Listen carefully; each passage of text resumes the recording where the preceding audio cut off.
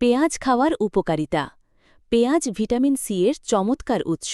এই ভিটামিন রোগ প্রতিরোধ ক্ষমতা বাড়ায় এবং রক্তনালী ও শরীরের অন্যান্য অংশ গঠনে সাহায্য করে।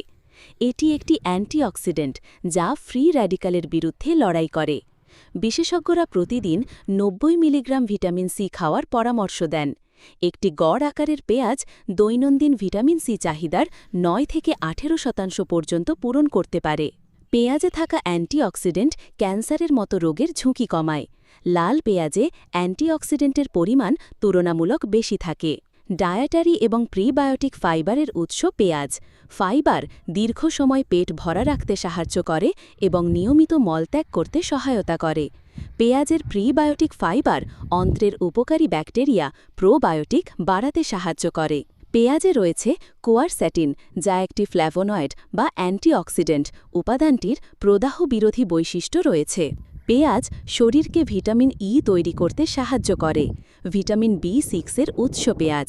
একটি মাঝারি আকারের পেঁয়াজে দৈনন্দিন ভিটামিন বি6 চাহিদার ৮% রয়েছে। এই ভিটামিন শরীরকে লাল রক্তকণিকা গঠনে সাহায্য করে। এটি প্রোটিনকেও ভেঙে দেয়। পেঁয়াজের অ্যান্টিব্যাকটেরিয়াল বৈশিষ্ট্য রয়েছে। সর্দি কাশির ভেষজ ওষুধ